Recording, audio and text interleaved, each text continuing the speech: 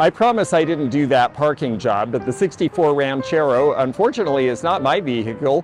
It is the mascot at West End Antiques, which is an antique mall in Knoxville, Tennessee.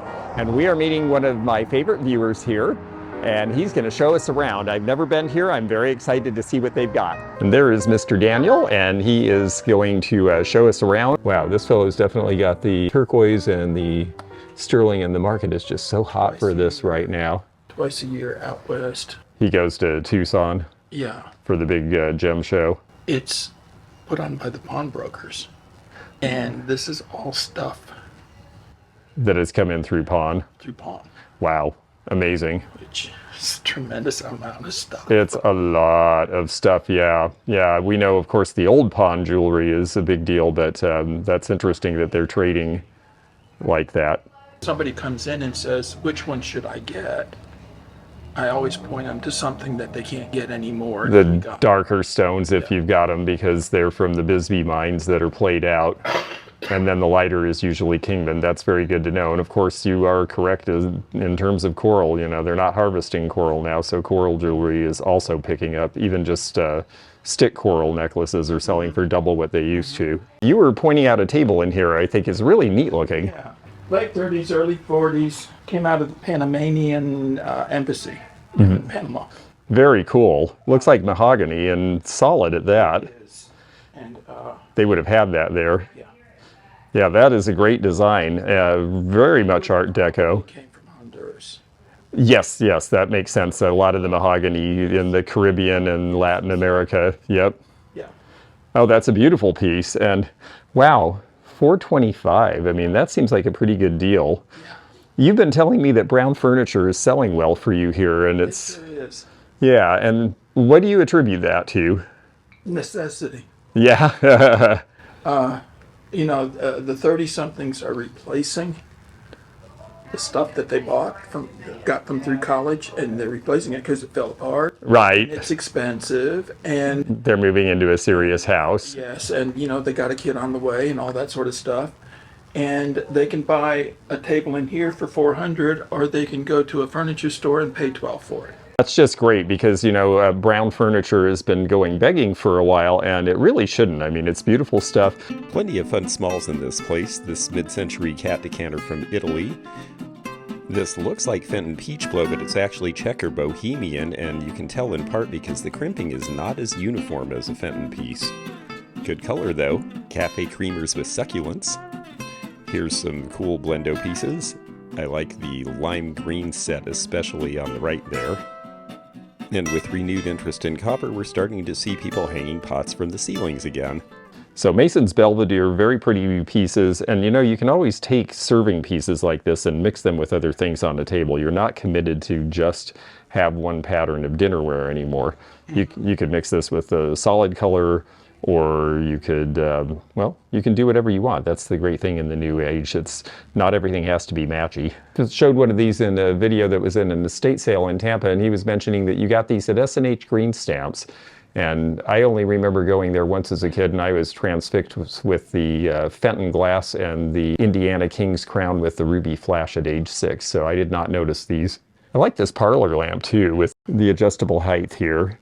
You could pull the cord and you would actually be able to raise and lower this, so somewhat the same type of use as an opera lamp, I suppose, but more likely to be over a table or a sitting area. And this one is priced at $345, which seems like a pretty reasonable price. You don't really see that form very often. Kurock, and this is the Cardinal. And the Cardinal usually will sell for me in Kentucky, and that seems like it's pretty clean. I don't see scratches. It's a little dull in the finish, but I think you can use Never Dull and polish that out a little bit. So I think I might give that a shot. I always like these travel mirrors. These are from the late 19th century, and they all fold into the middle. And they generally have some sort of a motif, and this one has a chieftain on it. And then that looks like some guy in a hunting outfit. This one's priced at $165. They would have a hanger so you could hang them on the wall where you went, but you could also just fold them to check yourself in the carriage. The barrister bookcase it's in is priced at $9.95, and that's a 4-stacker there. This is a style that I think never goes out of style with the people who love it.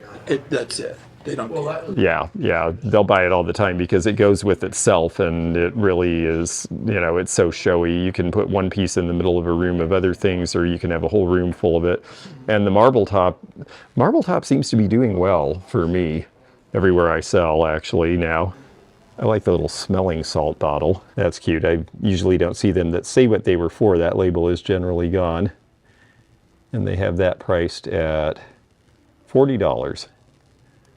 And that looks like right out of about 1900. The Cave de la Cure, it's got a little bit of looseness, but that could easily be fixed, and all of the rest of the inlay is all there.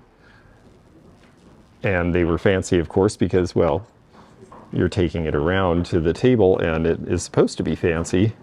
And look at the nice gilding on this. I like the candid corners on the stoppers. This looks like it would date to around 1900, and they have that priced at $7.99, which is about what I got for the last one I had. And then I like the Bohemian cutback mantle lusters. I am finding that some people are collecting these again too. I had a whole bunch that came out of an estate and people said, you'll never sell those, and I sold every one. Sure. For about those prices, $3.95 on the pair. And then these are cute, the syrups here. You see the daisy and fern pattern here. Yeah, very pretty. 1960s Fenton, $125, and this one is $85 on that one. Wow, that seems like kind of a deal. This is Italian, and I was looking to see if I could find the label. There's a bunch of different companies that made these, and there's our mark on this one. They're all pretty similar in terms of quality and price, however. Hi, my friend. And this one is $42. A lot of people are used to seeing the Moriagi dragonware from the 1950s, but this was a little more refined and a little bit prettier finish than a lot of these. This is 1930s mark, Japan. The 20-somethings are liking it because it's dragons. Yeah, exactly. I have a friend whose son is a computer tech. He's 32, and anything with a dragon, absolutely. So if they can afford it and it's got a dragon, they're going to get it. yeah. Well, yes, younger people are following trends, and their trends are different than ours, but if you can catch up with them, you'll actually make some money in this business. This is neat because it's got the original label. Red ball galvanized iron. Ah, okay, very good. So this is the name of the company that made this. You can turn it on so it's just a trickle. I got it. Very interesting. $28 on that. As a decorative item from around the 1890s or 1900, that actually seems like a good price. Oh, that's nice. 1960 through 1990-ish. Yes. Okay. Top pulls up. Oh, and you have another scene underneath. Yes. The front comes down. Ah, there we go. And there's our insert for the liquor cabinet. And then this comes over. This is all fitted for glasses and bottles and Oh, yeah. fitted for stemware. Oh, I see. You hang your stems in there, yes. And then There's your side storage. no wasting space. Yeah, that's what's great about these. It's actually very much like the English bars of the 1930s, the way that they all fold out and have all of the storage and everything. But that's an interesting piece. Probably, I imagine, came out of Hong Kong at the time, because I know they're all carved in China, but that was the only place we had access for them. This was the last of the good stuff out of China. Yeah. You know, once the world started going to China for manufacturing, It all went cheap because that's what you do when you're the world's cheap manufacturer. But before that, they did lots of hand carving and lots of detail work. say, oh, that's Chinese. Well, that's not necessarily a bad thing. Exactly. Well, I mean, there's beautiful art and architecture and everything in China, and I mean, wonderful pieces of ceramic that go back 1,000 years. It's just now we think of China as the cheap place. Well, we're in a political year, and this sort of day glow coloration was just starting to be the thing in 1964 when Barry Goldwater was running. The idea, of course, with this is to get people to look at it thinking that it is a sold house sign, and instead it's actually a political advertisement. I haven't seen this particular one before. $3.75. There was a poem about the old oaken bucket, and it's a theme that we see in prints, and in this case in the needlepoint, priced at $95. It's very cute. A lot of needlepoints like this made around that time. Generally, they are religious expressions and that sort of thing. I don't think I've ever seen a bird cage hung over a fern stand before. Crazy. Yeah, really neat piece. It's possible this is Haywood Wakefield because they did a lot of wicker in that time. Did they? Yeah, actually they were mainly a wicker maker, and All over, and I can't find a name on it. no, it probably doesn't have one, but I do like the coverlets as well. Yeah. And the prices are good on these. I mean, $150 a piece is 18, 20, 30. yeah, 1830s I think was when they came up with the jacquard loom that could do those. Yeah, very pretty store, I have to say. You're lucky to have somebody who's dealing in tools because it's definitely a collectible area. I'm right across from a guy who does tools in Kentucky and he sells really well. $82 on the Stanley plane here, and this one's a number 3. Now we usually see a lot of number 3s, but this one has the Sweetheart. There is the Sweetheart up at the top there, and that does make a difference because that was a very short-term use of that mark. He's got some block planes in here. This one's European. You notice it's shaped a little bit differently, a little more rounded, and the name Eagle is definitely not one of the American makers. And then this one is Sargent. You can tell your older planes, look at the texturing and detail in there.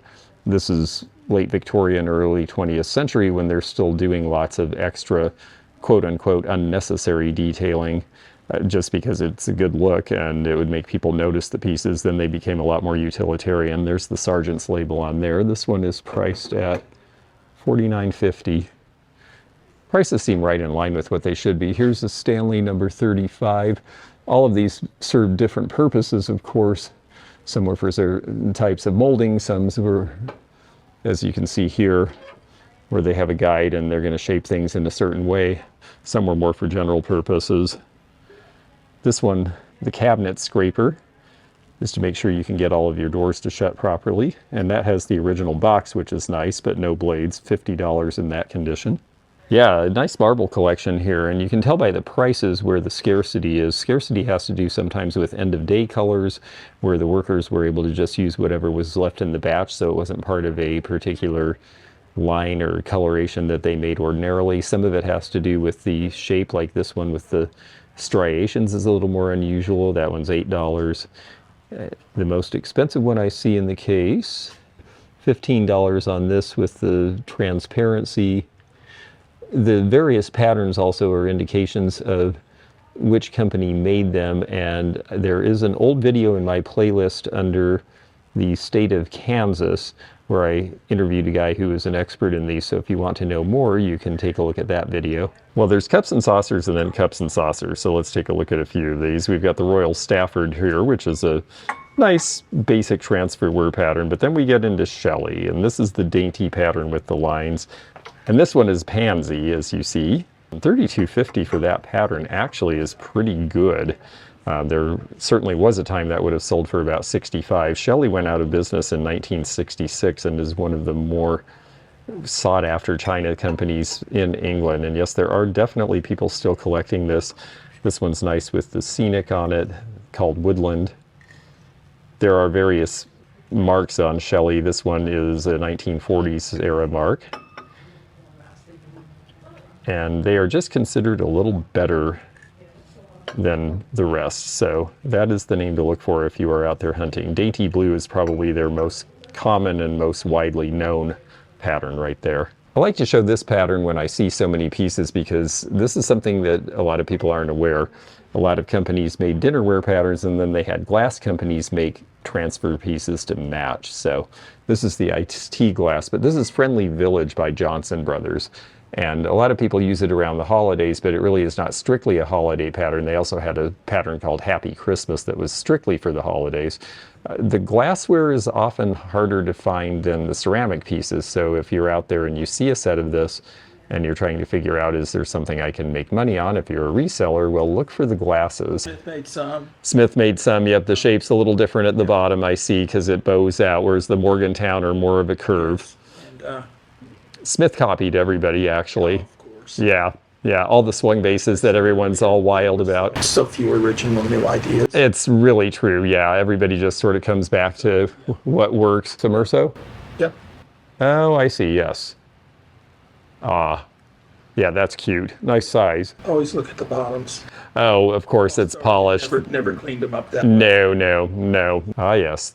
Very popular now. I like these too. And I've actually always been a big fan of the ewers. Not as many people have picked up on these as the swung vases, but I think they may in time because they're a great shape and it's a little bit of an alternative in style. And yeah, Viking actually got the patent on the swung vase first, and then L.E. Smith copied them and they got away with it. I have a crummy little black light. Oh, but that one, yeah, that's the Viking Vaseline green. Yeah. We made that for a year. Yeah, all of that stuff from Viking is really hard to find in that color. Boy, you've got a bunch of the mushrooms too, which we're just having trouble finding now. And of course the classic birds, this tea berry purple is an unusual color. All sorts of swung vases. And prices really about where things are priced today. The bargain piece in here is probably this fish. Now, when you look at the tail, it's not as precise as a Blanco, and so we can tell this is actually Italian, but it's in pretty good shape overall, and they have priced it down, way down, to $60, and at that price, I think it can swim home with me. We see so many 20th century pieces in this style, but you can tell right away from here. The secretary is quite old. Split pediment, I like that the finials all match. With the pull-out for the candle holders. Oh, how nice that those pull out. They're usually fixed, and they'd have to pull out because, of course, the door's open, and then you would have shelving or fittings of some sort in there. You can tell the old glass, not only is it beveled, but it's just starting to lose a little bit of its silvering, like a true looking glass before they were mirrors. If you see vertical waves in the glass, Yes. that means it's pulled. They would dip a wand into a trough of molten glass, raise it up, and by the time it got to the thinness that it needed to be, it was self-annealing. They just clamp it off and beveled and whatever.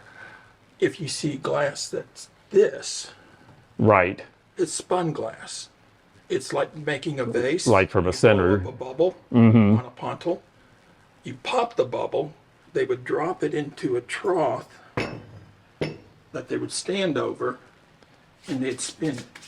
And the whole thing would then Flatten out. Right. McCoy Smiley Face Bank. A number of compare plates. Compare, or Quimper, as some Americans say, Quimper, is French, originally folk styling.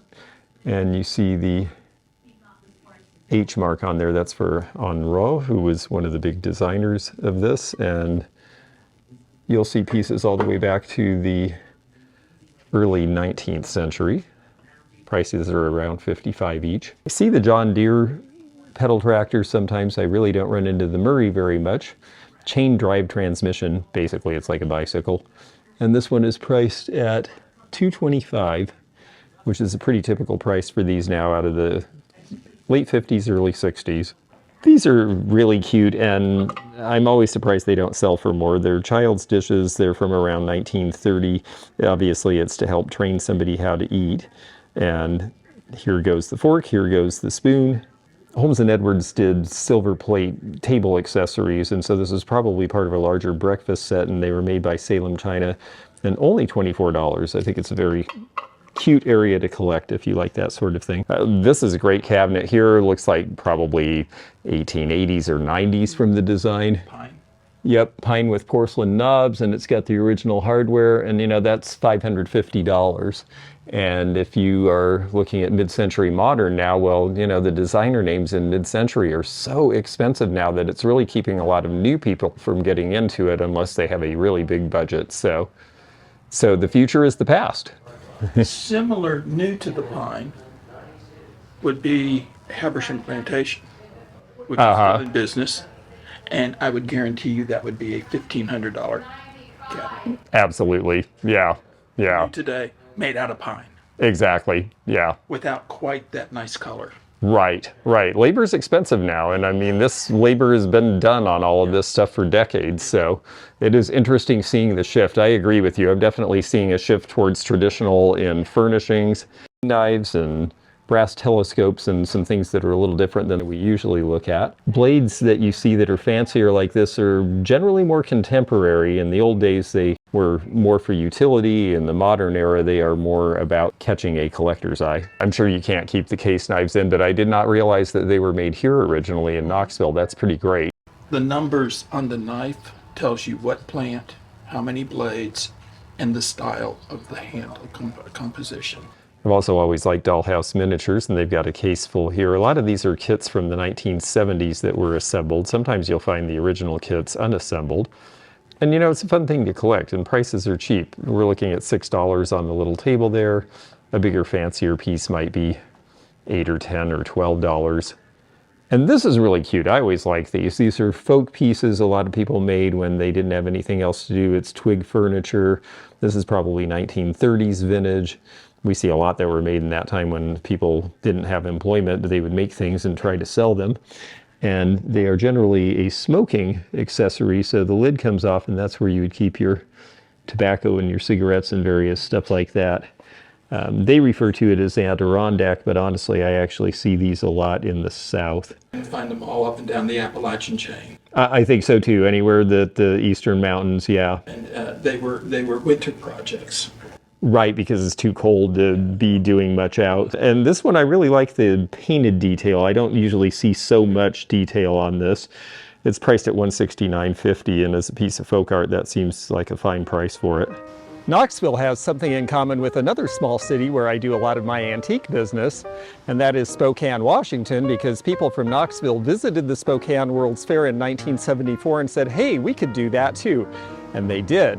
In 1982, the Knoxville World's Fair surprised everyone, particularly the New York Times, which described Knoxville as a scruffy little city, which then became a local nickname for the place. This scruffy little city managed to turn an old rail yard along this creek into a World's Fair that was devoted to energy, and the World's Fair was a surprise success with over 11 million visitors.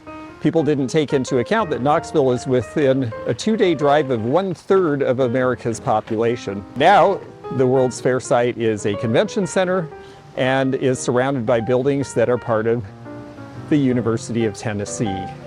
And this former railroad yard with the Sun Sphere at the right has become a favorite spot for people in Knoxville to congregate. In fact, under the tents there, people are starting to congregate for some sort of a presentation later on today. Knoxville World's Fair souvenirs are now collectibles. Most of them feature the Sun Sphere, and they are over 40 years old now.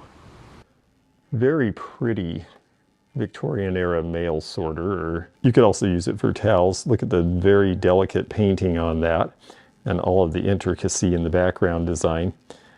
Probably European. The wood seems rather thin and lacquered. I imagine it would be Italian from around 1890, and it's priced at $59. Here's a little Florentine miniature dresser, and this is meant to be a jewelry box. In the 17th and 18th and 19th centuries, you would have various boxes for things. We saw the box with the liquor pieces in it before, but this one is a knife box. All the knives would have gone in here. This is rather old. It's just got a little bit of damage there, but it's got nice inlays here and in the top as well. It's priced at $369. This is going to date to about 1800. They've had a number of these hand-painted ancestral Chinese pieces in here, and a lot of these are shown in 20th century frames. They go back as early as the dynastic era, and a lot of these were framed later by Westerners who brought them out, particularly in the 1920s and 30s when a lot of missionaries were working in China. These seem to come over. This one's priced at $249. The classic restaurant thermoserve. When I was a kid, every restaurant in America had this. And funnily enough, you don't see them very often. They've got $20 on the coffee pot. I used to see those in hotel rooms too. Yeah, they were institutional everywhere. This is a neat style of phone that is not as common as the AT&T phones of this time. And this is the monophone. This is one of the ones by Automatic Electric. And this will date to right about the Second World War. I did not know there was a difference between... There's a major difference. Boys and girls sled. Boys are low. Girls are high. Oh, Not ladylike to do belly flops. Sit there like a nice little girl and be pulled around by the family dog or a brother or a father or something. or the goat, Or yes. the goat, yeah. Whereas boys were lower to the ground because they were doing belly flops down the hill. That is really cool information. See, I told you Daniel knows a lot of interesting stuff. This bed looks like it's an old rope bed. That bed is a twin crib, Oh, I see. It's got folding sides. as in two babies. That's an interesting piece. And only $225. I mean, you could turn this into a day bed pretty easily. $48 seems like a pretty good price on this cordial set. And the cobalt with all the nice hand painting, very popular in the 1950s and 60s. And there's always the argument over, are they Bohemian or are they Italian? And the truth is that they were made in both places and they look a lot alike. Ah, the 2001 Francoma Bush Cheney mug. They made 500 Gore Lieberman mugs for the inauguration because they weren't sure who was going to win. And when the Supreme Court decided that it was Bush, they sold the 500 Gore Lieberman out of their factory store. And the Gore Lieberman mugs sell for about $150 a piece now because they only made 500. They would always have these for the inaugural party. This one, on the other hand, is $12 because they then continued to make this one and sell it to people who were supporters. You should recognize the blue Fenton in there. Yep, I remember that piece and I remember sending it your way. That's neat. Ah, the shell pink. I like that shell pink. Yeah, the shell pink always is sold for me. It seems like it's just soft enough that people, even if the bright pinks are not in style, the shell pink always sells because it's so close to a white pastel. This crazy butterfly display, $125. That's pretty neat with that many butterflies in it. I love that you're still painting. This is great. It's really fun. I like this a lot. Yeah. That reminds me of the Northwest in a big way. And I really enjoy the fact that you're using beads and stuff, and that looks like a piece of quartz. Big piece of selenite. Selenite, oh, okay. It's very soft. Ah, Splinters really easily. yes, which is good as long as that's what you wanted. You have an entire gallery wall of your art. It's really great. I really like the mixture of textures and the fact that, you know, it's not simply one thing or another. Is it a painting? Is it a sculpture? Well, it's a little bit of both. Are you self-trained or did you study?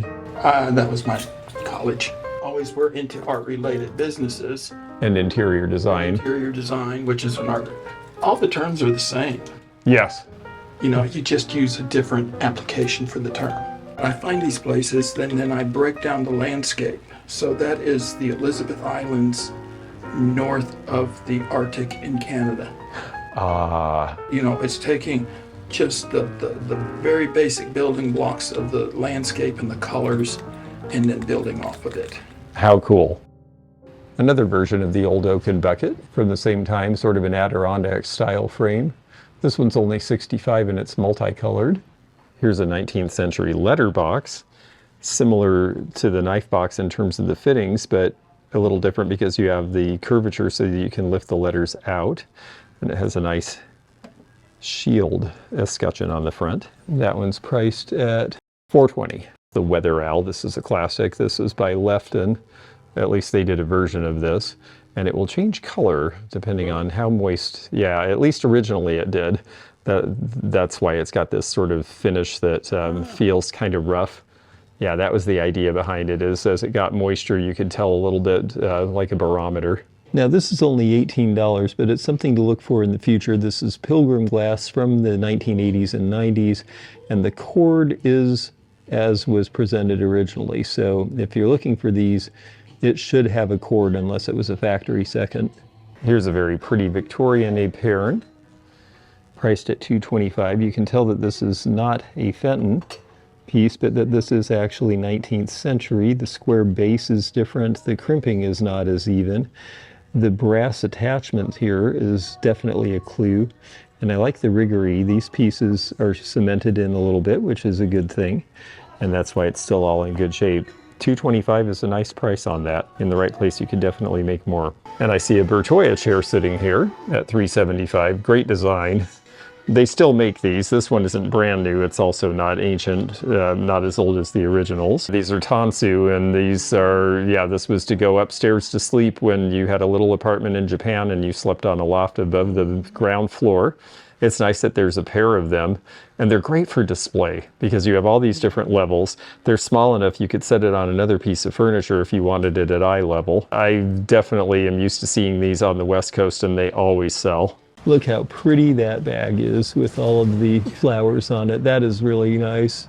And that seems like a very good price at $85. Well, that's 20% off. Ah, Well, that's even better. that might almost be a tempting price. I might have to look at that. Yes. Burnt orange phone right out of the 70s. Yep. Always like that. Yeah, this is the trim line. This is when AT&T was trying to get us to not break them up by letting us actually have some choices in phones. It didn't work. A lot of nice turquoise rings and other jewelry in these cases. Wow, 30% off all this jewelry too, because they're retiring, and this is certainly the time to be buying this kind of jewelry. Yeah, that's true. The older rings, like this is really pretty and very small, but you're right, sizing that wouldn't be that much. I mean, sterling is not terribly expensive, and yeah, beautiful. I like the pendant on the left. $350 minus 30% is about $2 1/4, which is really not bad for that piece at all. And it does have a signature. Signatures always help. These are a look. I definitely like that with all the micro beading. Yeah. A little bit of coral in there, which helps you age it. Yep. So you know it's at least 20 years old. Right, exactly. Yeah, buying things with coral in it is a pretty sure bet that you're not buying something new now. Sort of around, but on the way out. White horse. And white horse is actually considered a form of turquoise? Yes. That's so interesting. I don't know about Turquoise this. comes in solid white, solid black, solid brown, blue, green, and combinations thereof. Interesting. I've seen the blue and the green, and I see matrix that are those colors, but I did not know that. Bolder when it's more matrix than color. I just sold a ring that would qualify as that. Would be a bolder turquoise. Ah, very interesting. But you still want to look for the deeper blue. Right, because that's going to tell It's you going to be a better quality. then. The deeper the blue, the better the quality. Excellent. There's the green, yes. It's really simple because there's not a whole lot of information to remember. Right, there's only so many mines and so many places that it's done, and So- the Middle Eastern doesn't look like the North American. And Dark blue, black, you want to look for the colors that are no more to be had. This is what they would sell on the side of the road. right, whereas the stuff that they use for themselves generally is a little simpler in design, I've Simpler, noticed. yeah. Yes, I see it. Okay? The bolder being the darker. Yeah. Yes. More matrix than. And also, it's always open on the back because they want to show you that it's real. That it's real, yeah. When they That it's not started synthetic. Yeah, I think that's true in everything. When you start getting into esoteric things, know your dealer and talk to them and talk to the people who deal with them. You'll get a much better idea of whether things are true. Again, for a man, but tourist trade. Right, because very, very detailed, yes. Fanciness on it. Yeah, it's interesting. When I see Native Americans wear this stuff, it's generally simpler. Yeah. Oh, so they're actually selling off some of their collections at this point. I always like the tea infusers. And this one seems to have some sort of an inscription for Quebec, though it's a souvenir piece. Interesting. But I like the one that's the big leaf. I don't see it in black very often. Yeah, good color. And when you hold it to the light, you see a very, very deep, deep red color in it. Yep. Black amethyst, of course, is purple or red in a very, very deep color. There isn't really such a thing as black. Definitely we're seeing a resurgence in paperweight collecting. This one is signed Wilkerson, 98. And a lot of the studio pieces from the 90s are starting to be pretty collectible now. This is also by Wilkerson. And wow, that price with the discount is too good to pass up. I will take that one. This is a cute set. Yes, both on the pot. I have a good African American customer that comes in, and I ask him, I said, what crosses the line? And he said, if it's cute and was always intended to be cute, it's a part of our culture. That's If interesting. you scratch your head and say, that's you can raise an eyebrow to it, it's crossing the line. That's a very interesting way of looking at it. I mean, this is a cute little black girl and a cute little white girl. Right. So we get that. And together on one piece. Yeah. Well, that was really fun. I learned a lot. I got to see some cool stuff. Daniel really knows a lot of things about antiques and vintage. Well, I really wish I could have left this with the happy ending, but tragically, a few days after I filmed this, I was contacted by colleagues of Daniel's from the antique mall informing me that he had been killed in a car accident on his way to see family in the Carolinas. I am so glad I had a chance to meet him in person. I'm so glad I had a chance to share a little bit more of his wisdom with us. I will miss his wit and wisdom in the chat and in the community very much, and it just goes to show you, if there's someone that you've been meaning to talk to, meaning to meet, meaning to have a moment with, someone you've known forever, someone you've only known for a little while, take the chance, do it now, because this is the opportunity that we get. To Daniel's friends and family, I'm so sorry for your loss and for ours, and I am so glad that I got the experience to get to know him just a little bit more. If you enjoyed this video, check out this one. Also, click thumbs up to like this video and check the description for information about our Patreon, our memberships. We've got a lot of different levels with different perks and bonus videos and early content. Also, please do check out our website, theantiquenomad.com, for appraisal help. And we'll see you again for more adventures in the antique and vintage community soon. Bye for now.